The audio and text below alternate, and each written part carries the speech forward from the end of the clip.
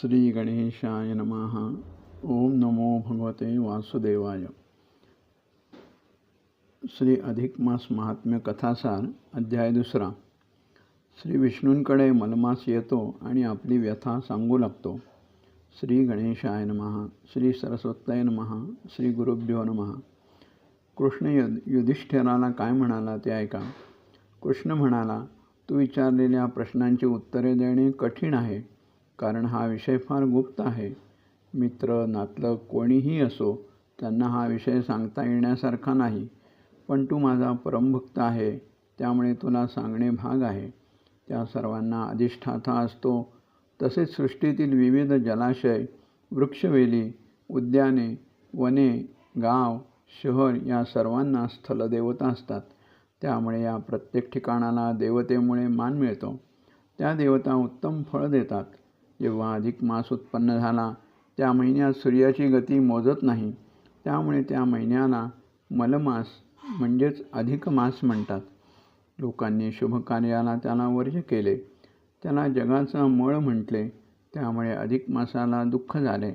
तो त्या चिंताग्रस्त अवस्थेत त्याला मूर्छा आली. तो थोड्या वेळाने शुद्धीवर आला. मनोमन विचार करू लागला. आपण हरीला शरण जावे, असे अंतर्मन त्याला सांगू लागले. वैकुंठात अधिक मास पोहोचला. दोन्ही हात जोडून उभा राहिला. थरथर कापत देवाला म्हणाला, हे देवा, तू जगाचा नाथ आहेस. तू माझे रक्षण का करत नाहीस? तू करुणेचा मेघ असून माझी उपेक्षा का करतो? मला कोणी स्वामी नाही. मी निराश्रित आहे, म्हणून माझे नाव मलमास ठेवले आहे. माझी दुर्दशा झाली. माझ्याच बाबतीत तू कठोर का झालास?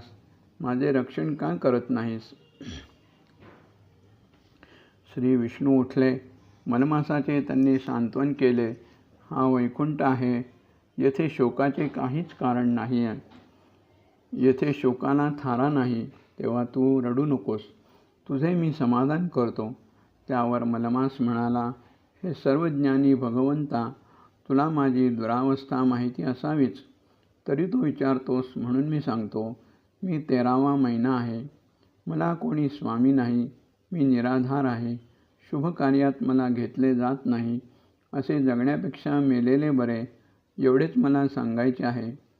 देवा, तुला दुसऱ्याचे दुःख बघवत नाही. तू परोपकारी आहेस. वेदात तर तुला दुष्टांचा नाश करणारा असे म्हटले आहे. तरी निजधर्म आठवून तुला योग्य वाटेल ते कर. असे म्हणता मलमासाला मूर्छा आली. विष्णूला त्याची दया आली. गरुडाला मलमासाला शुद्धीवर आणण्यास सांगितले. गरुडाने पंख्याने वारा घालून त्याला शुद्धीवर आणले. तेव्हा मलमास विष्णूंना म्हणाला, काही करा, पण मला या दुःखातून बाहेर काढा. विष्णू त्याला म्हणाले, मी चतुर्भुज विष्णू आहे. तुझे काम श्रीकृष्णच करील. तो माझाच अवतार आहे. तो 2 हातांचा असला तरी सर्व देवात श्रेष्ठ आहे. त्याला पाहताच तुझे समाधान होईल. त्याचे पुरुषोत्तम असे नाव आहे. आपण दोघे त्याला भेटण्यासाठी गोलोकात जाऊ. त्यानंतर श्री विष्णूने त्यास प्रथम कैलास, नंतर वैकुंठ व उत्तर लोकाची माहिती दिली. त्या गोलोकात मध्यवर्ती अशी ज्योत आहे. त्या ज्योतीच्या मध्यभागी श्रीकृष्ण विराजमान आहे. त्यांचे मुखकमल पूर्वचंद्रासारखे दिसते. भुवया धनुष्यासारख्या आहेत. मस्तकावर रक्तखचित मुकुट आहे. श्रीवत्स मण्याचा दागिना वक्षावर शोभत आहे. कंठात कौस्तुभमणी गुडघ्यापर्यंत वनमाळा, कपाळी कस्तुरी टिळा असा श्रीकृष्ण पिवळा पितांबर नेसून आहे. हातात रत्नजडित मुरली आहे. रत्नाच्या सिंहासनावर तो बसला आहे. श्रीकृष्णाचे रसभरीत वर्णन ऐकून मलमास मनोमन आनंदी झाला.